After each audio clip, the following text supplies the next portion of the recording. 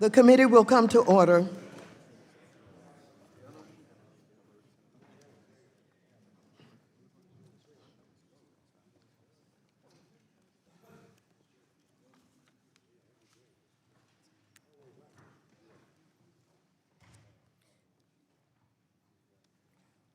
A quorum being present, without objection, the chair is authorized to declare recess of the committee at any point.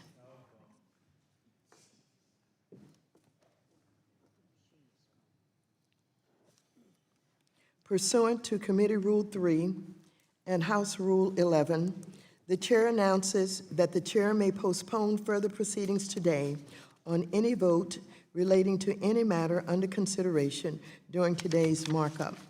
Without objection, all members will have 5 legislative days within which to revise and extend their remarks and to submit additional materials to the chair for inclusion in the record.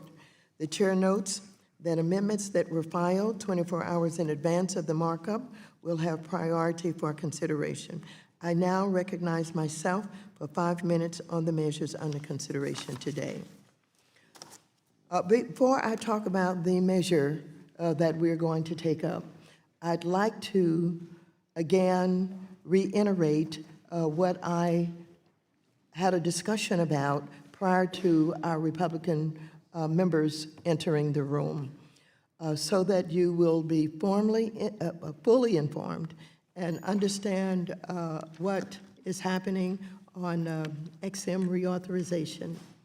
I want you to know that what we decided on this side of the aisle, we have a consensus that everyone wants to see XM reauthorized, that there's a feeling that it is beneficial to our neighborhoods, our communities, our country, that we're able to strengthen our export possibilities. And so, having come to that consensus on this side, we recognize that there are some concerns that have been identified by Mr. McHenry in particular, that centers around government-owned, state-owned enterprises. And so we've not been able to absolutely resolve the issue, but we have been negotiating hard, and I'd like to take time to thank Mr. McHenry for all of the effort that he's put into this, all of the concessions that he's made, all of the innovation that he has initiated in the consideration of this legislation. And so having said that, we believe that it is important for us to continue to try and reach an agreement, a bipartisan agreement, because I think there's one thing that we both know and understand. If there is no bipartisan agreement that comes from this committee and the work that we're doing, there will not be any Export-Import Bank reauthorization, because there are those in leadership, particularly on the Senate side, will not entertain any efforts to have export-import reauthorization that comes from just one side of the aisle. And so for those of us who really believe that it is important to have export-import, we believe that we should work at it. We should give people the opportunity who have not had that opportunity to go back to their districts and engage with their businesses and with their interested parties, because some people have said they have not gotten the response that they needed. They have not heard from some of their businesses yet, and they are going to take another effort to do that. We think the break will allow us to do that. And so what I have decided is that I am not giving up, and of course, I am asking Mr. McHenry to not give up, because I think he is committed to the idea that we should have an export-import bank, that we have issues that we must deal with, particularly the one issue that I just alluded to. And with that, we will not move to a markup on XM today. We will take up Mr. Chuy Garcia's bill. That is a bill for safe housing for families. That is HR 1690, the Safe Housing for Families Act of 2019.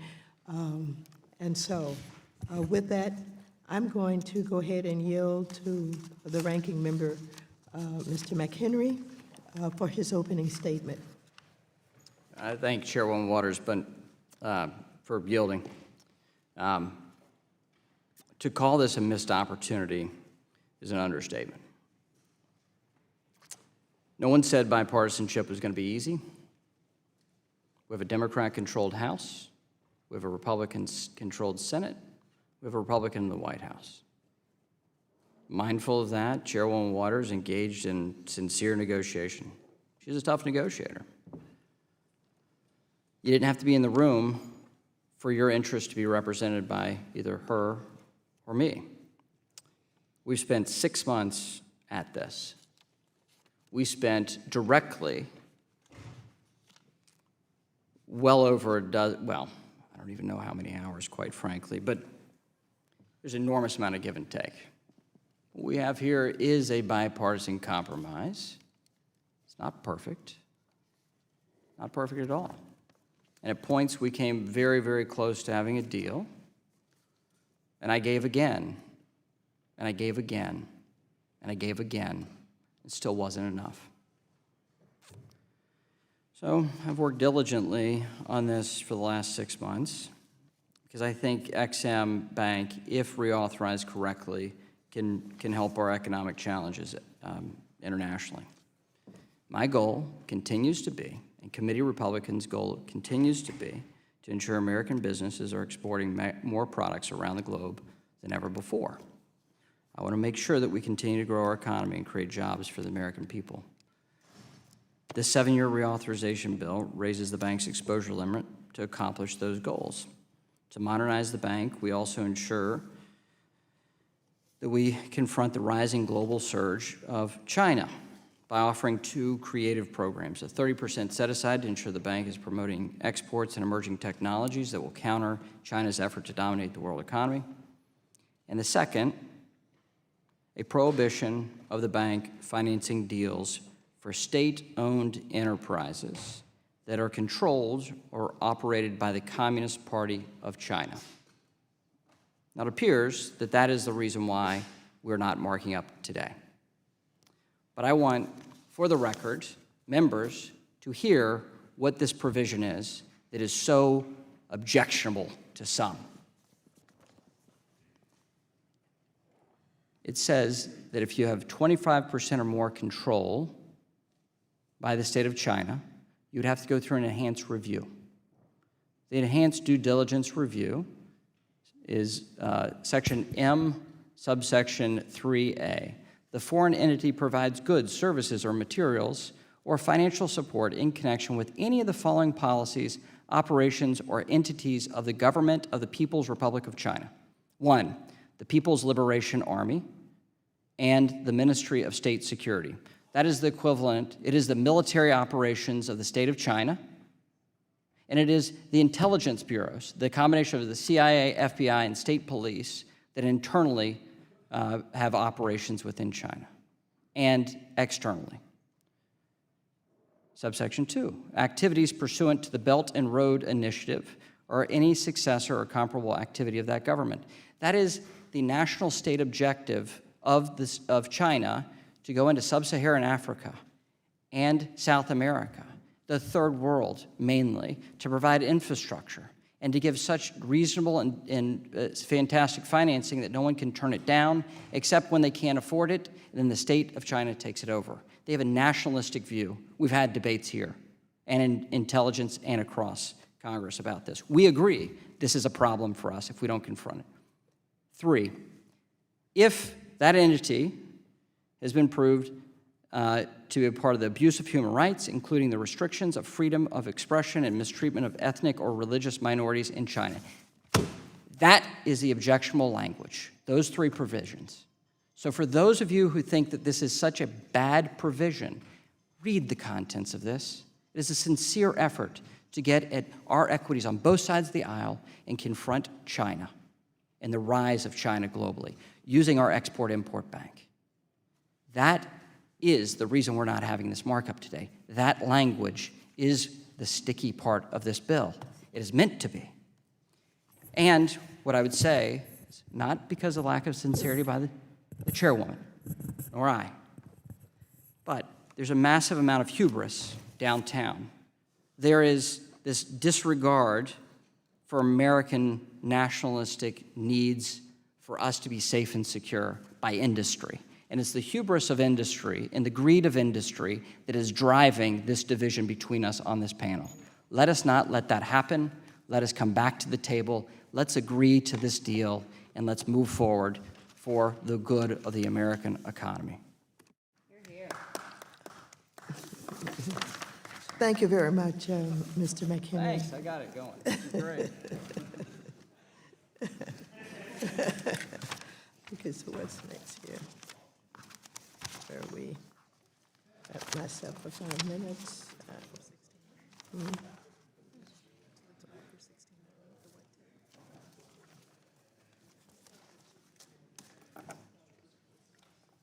The chair now calls up H.R. 1690, the Safe Housing for Families Act of 2019. The clerk will report the bill. H.R. 1690, a bill to require carbon monoxide detectors in certain federally assisted housing and for other purposes. Be it enacted by the Senate and House of Representatives of the United States of America and Congress assembled. Section 1, short title. This act may be cited as the Safe Housing for Families Act of 2019. Section 2, carbon monoxide. Without objection, the first reading of H.R. 2763 is dispensed with. The gentleman from Illinois, Mr. Garcia, the sponsor of the bill, has an amendment in the nature of a substitute, copies of which have already been distributed in advance and are on the dais. Amendment in the nature of a substitute to H.R. 1690, offered by Mr. Garcia of Illinois. Strike all after the enacting clause and insert the following. Section 1, short title. This act may be cited as the Safe Housing for Families Act of 2019. Without objection, the amendment in the nature of a substitute will be considered as read and considered base text for purposes of further amendment. I now recognize the gentleman from Illinois to offer a manager's amendment to the bill. Thank you, Madam Chair Waters, Ranking Member McHenry, and the members of the committee. Let me tell you a story that I think illustrates the importance of this bill. Gwendolyn and Anthony Fleming were residents of the Hickory Hollow residence in Wayne, Michigan. They moved to this community Excuse me, if I can interrupt for 1 minute. You have to indicate that you have an amendment. Oh, Madam Chair, I have an amendment at the desk. The clerk will report. Amendment to the amendment in the nature of a substitute to H.R. 1690, offered by Mr. Garcia of Illinois. Page 1, line 2, strike 2. Page 3, Without line objection, the 11. amendment in the nature of a substitute will be considered as read and considered base text for the purposes of further amendment. Now I recognize the gentleman from Illinois to offer a manager's amendment to the bill. Thank you, Madam Chair, and again, I thank you and the ranking member, Mr. McHenry, and the members of this committee. I began with a story that I think illustrates why this measure is important for an affirmative action by this committee. Gwendolyn and Anthony Fleming were residents of the Hickory Hollow residence in Wayne, Michigan. They moved to this community to be somewhere quiet and safe. But the fact that HUD doesn't require carbon monoxide detectors on its facilities put them in grave danger. On a cold February day this year, the Fleming's daughter, Ashley, pulled up to Hickory Hollow with her 3 kids. She expected to find her parents waiting for a routine family dinner. When her parents didn't return her calls or answer the door, she knew something was wrong and called the police. Ashley's mother died of carbon monoxide poisoning. When the medical examiner arrived, Ashley knew it was time to drive away. I didn't want to see them bring my mother's body out in a body bag, she said, and I didn't want my children to see that. Anthony Fleming, Ashley's father, was found unconscious and taken to a hospital. He never regained consciousness. These deaths and many others were preventable. In fact, the CDC reports that 50,000 individuals per year are sickened by carbon monoxide poisoning, and over 400 die every year. It is unfathomable that the very people our government seeks to shelter for are dying in their homes. All it takes is a detector, just like the smoke detectors we already require in every building. Secretary Carson said it himself, and I quote, when he came before this committee, quote, "A simple, inexpensive, widely available device can be the difference between life and death. Given the unevenness of state and local law, we intend to make certain that carbon monoxide detectors are required in all our housing programs, just as we require smoke detectors, no matter where our HUD-assisted families live." In April, HUD proposed a rule to require carbon monoxide detectors on its housing units. And in May, HUD announced $5 million to install detectors. We know, however, that the rulemaking process can drag on for months. Already, almost 25 states require carbon monoxide detectors in homes, and it was Secretary Carson that raised that issue, that there is unevenness in state laws. Testifying before this committee in May, Secretary Carson told us he was 100% in favor of resolving this issue and said, quote, "As quickly as we can get it done, it's going to get done," end of quote. When I asked him if that was an endorsement of my bill, he replied that yes. The quickest possible solution is for Congress to advance this legislation today. Numerous housing, public health, and home security groups support this legislation, including the American Public Health Association, the Council of Large Public Housing Authorities, Health Justice Innovations, the National Low-Income Housing Coalition, National Housing Law Project, National Housing Trust, Public Housing Authorities Directors Association, Safe Kids Illinois, and the Security Industries Association, and lastly, the National Association of Realtors. I ask unanimous consent that letters of support from the Public Housing Authorities Directors Association, the National Low-Income Housing Association, Safe Kids Worldwide, Security Industries Association, and the Chicago Housing Authority, as well as the National Association of Realtors and the Chicago Alliance for Fair Housing, be entered into the record. Colleagues, let's seize this rare opportunity to advance this common-sense, life-saving legislation that supports efforts already underway by the administration. I urge you to support the Safe Housing for Families Act, and I yield back, Madam Chair. Without objection, the letters are inserted into the record. Thank you. Is there further discussion? Move to strike the last word. Armand? I move to strike the last word. The ranking member moves to strike the last word. You're recognized for 5 minutes.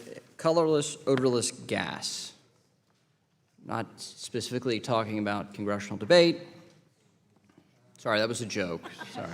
Trying to lighten the mood on what is a tough day. The ranking member, not to get into the details of negotiation, but I mean, had me up till 3 a.m. negotiating. I'm sorry, the chairwoman and I were in the midst of negotiations till 3 a.m., so excuse me for being a little punchy today.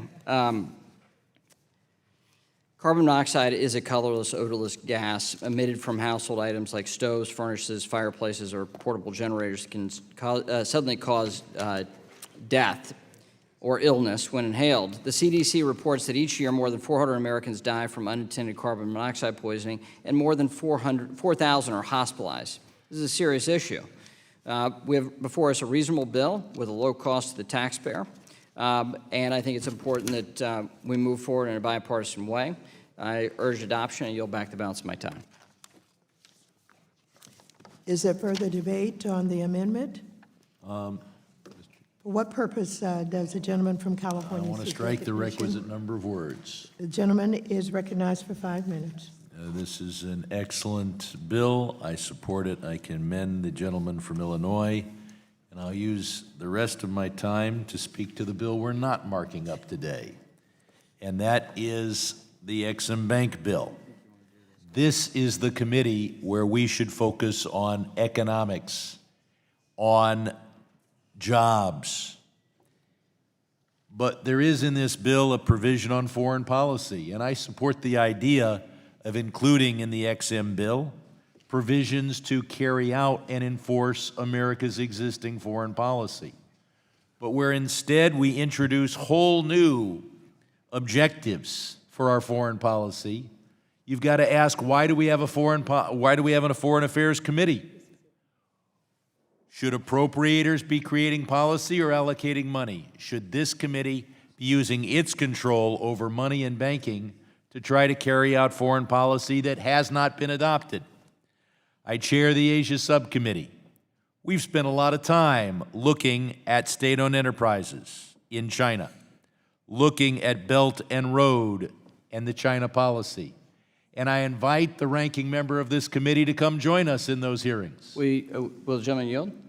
For 20 seconds, yes. Thank you for that encouragement. I would ask the gentleman to read the contents of the bill and find out what's objectionable about those that abuse human rights, and why would we subsidize doing business with those that are committing human rights violations. That is the provision that the gentleman's objecting to. And if we wish to get into an XM debate, let's do that. But I would encourage the member to control his The language. time belongs to the gentleman from California. I support those provisions that enforce our current policy. We support human rights. We're against terrorism. We have sanctions on certain countries to carry out certain objectives. We restrict the export of certain high technology that could help our foreign adversaries have a more effective military. But it is not the policy of the United States to tell China that they shouldn't be socialist and shouldn't have state-owned enterprises. We're concerned about state-owned enterprises when they compete against American companies and have a state subsidy. We are not opposed to state-owned enterprises when there are customers. And yet, this new amateurish approach to try to deal with state-owned enterprises in China, prevent them from being our customers because we don't want them to be subsidized competitors, is absolutely absurd. As to Belt and Road, the current draft goes to every Chinese company that sells a hammer to their Belt and Road program and says, or builds a few miles of road, that they can't participate. Why wouldn't we want a road from Shanghai to Beijing to be built? It is not the policy of the United States to punish every Chinese company that's involved in Belt and Road, because everything in China is called Belt and Road these days. It is our policy to prevent the Belt and Road Initiative from being used by China to manipulate policy in Pakistan and Sri Lanka, but this provision is not dealt with that. It's instead designed to prevent American exports from being financed because the buyer happens to be building a road from one part of China to another. Getting back to state-owned enterprises, I'm not a socialist. I hope every American ally uses free enterprise because I want their GDPs to grow. I'm not sure that China is an American ally. And if they want to impair their economic power by having too much of their economy controlled by state-owned enterprises, why would we tell them otherwise? It is not the foreign policy of the United States to increase the GDP of China. It is our policy to increase the GDP of so many other countries that are allies and friends of the United States. So if this bill enforces current American foreign policy, good. But where it dreams up policies and uses buzzwords like China without focusing on exactly what is the contour of American foreign policy towards state-owned enterprises in China, when it talks about Belt and Road and throws it around as the Chinese do as a slogan, without identifying which aspects of Belt and Road we find troubling, then I would say that this is a bill that shows what happens when you have policy being decided by the wrong committee. I yield back. Thank you very much, Mr. McHenry.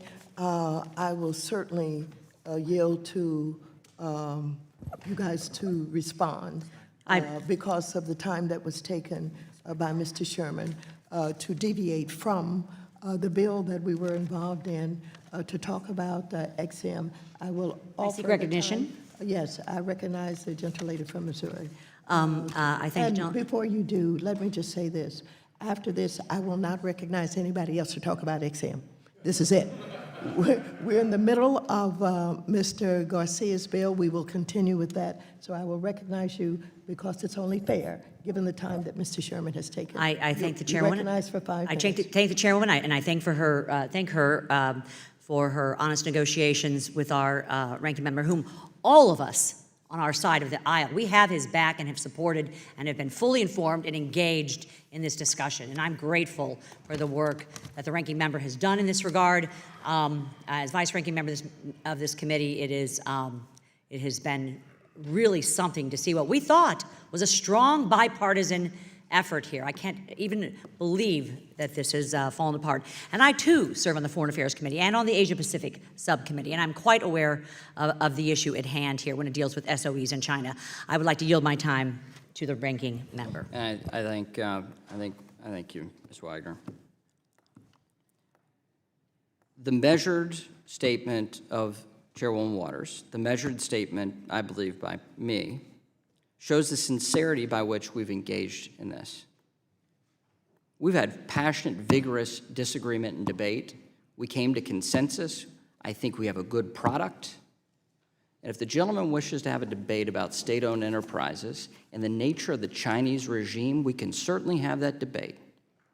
And I think the gentleman speaking up, for us having an instrument of our government subsidizing American business to support those that are directly going against us, like the military of China, the state intelligence bureaus of China, known abusers of human rights in China.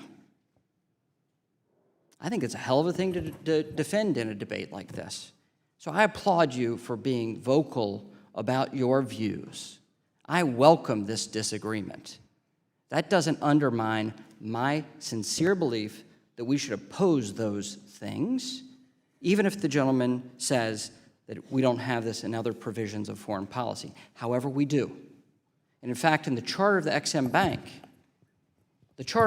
Bank, it talks about non-market economies, but they refer to it as Stalinist, Leninist regimes. It was used as a tool during the Cold War as a means of as an extension of Americans' foreign policy. And we've tried to be consistent with that. Not to get in a debate about socialism versus capitalism, that's not what I engaged in, but a fundamental disagreement about a regime that 25 years ago was 4% of the global GDP and is today 20% of the global GDP, that has an aggressive view and action in China, parts of Asia, and South America. And in fact, the provision I did not mention was one that we worked out last night. It says financing that's required for water and power projects in sub-Saharan Africa that are not projects of One Belt, One Road, thereby giving American jobs access through the XM Bank to compete in China, in sub-Saharan Africa directly, countering One Belt, One Road. This was something we hashed out between midnight and 3 a.m. Now, as a means of national policy, we have a recent communique with Japan about working together in cooperation to compete against non-market-oriented policies and practices by third countries or other countries. We likewise have agreements with the EU along those lines. What we've done is consistent with American foreign policy that is bipartisan and long-standing when it comes to the Export-Import Bank. But I go back to the provisions contained within this bill. If my colleagues would just read the contents of that, sincerely, they will come to the same conclusion that I did and almost every Republican did. Actually, every Republican did when it came to that very provision. This is not denying American businesses the opportunity to do business with China. It is not. Will the gentleman yield 20 seconds? It does not. Let me finish my point. It does not. What it does is say that we will not use an instrument of the federal government in order to subsidize that trade. So it is a limitation for sure, but it's a limitation commensurate with American foreign policy that is decades old. That's what we negotiated. Happy to yield to the gentleman. I hope the gentleman would Time co-sponsor. belongs to the gentle Oh, lady from That's- Missouri. And You have to. that's fine. And with that, I would would ask go the back, gentleman- and what I would encourage is for us to stop now, let calmer voices prevail, let us think about this, and let's try to come to terms, because this is an important measure that we've worked very hard on. I yield back. Thank you. I now recognize myself for 5 minutes. Ladies and gentlemen, known as the silent killer, carbon monoxide is an odorless, colorless, tasteless, and non-irritant gas that is produced by common fuel-burning products and appliances such as gas ranges, cars, heating systems, boilers, and portable engine-driven generators. Carbon monoxide poisoning occurs in poorly ventilated areas where carbon monoxide builds up in our bloodstreams and replaces the oxygen in our red blood cells. In lower levels, carbon monoxide can cause serious illness, and its highest levels results in sudden death. Carbon monoxide poisoning is as risky to health and safety as fire. But while smoke detectors are required in all housing units, including public and assisted housing units, carbon monoxide detectors are not. Only some states and localities currently require carbon monoxide detectors. They are not otherwise required in federally assisted housing, such as public housing or private market units inhabited by Section 8 Housing Choice Voucher households. Therefore, public and assisted housing residents are at risk of the silent killer. According to media reports, there have been 13 carbon monoxide poisoning deaths cited in public housing since 2003. 4 have occurred in 2019 alone. In April of this year, HUD's Office of Public and Indian Housing sent a notice to public housing authorities and private owners of HUD subsidized housing to encourage them to install and maintain carbon monoxide detectors. Unfortunately, in the absence of funding and clear statutory requirements, public housing authorities and property owners will struggle to afford the cost of these critical safety devices. H.R. 1690 would provide $300 million over 3 years to support the installation and maintenance of carbon monoxide detectors in public and assisted housing, and would prioritize funds in areas where residents are not already protected by state and local requirements. Congress must act before any more needless deaths occur due to carbon monoxide poisoning. So I want to thank the gentleman from Illinois, Mr. Garcia, for bringing this important bill before the committee, and I would urge my colleagues to support the bill. With that, is there further debate on the amendment? Madam Chair. Who seeks recognition? Adams. The gentle lady from North North Carolina is recognized for 5 minutes. Thank you, Madam Chair. I move to strike the last word out. Just wanted a couple of Gentle lady minutes. is recognized for 5 minutes. Thank you, Madam Chair. I do want to commend my colleague, Mr. Garcia, for his work to bring this bill before the committee. It is important. Since 2003, we've had at least 13 deaths in public housing due to carbon monoxide poisoning. And one death should have been enough to generate action to fix this issue, and hopefully we won't have others. But it is just common sense. It's the right thing to do, requiring landlords and property managers to ensure that HUD-assisted housing has a carbon monoxide detector does not seem like a burdensome task to me. These residents are in housing supported by the federal government, and at the very least, the federal government should ensure that these homes are safe and secure. Last month, I heard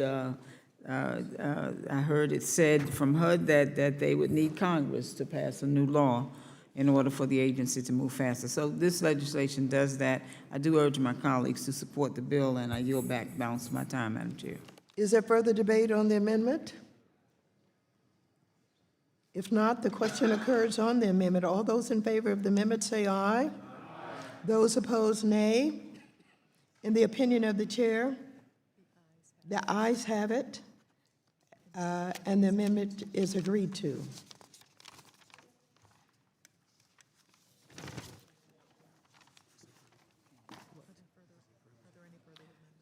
Are there any further amendments?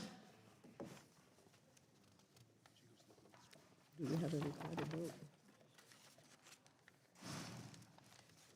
The question now occurs on approving the amendment in the nature of a substitute as amended.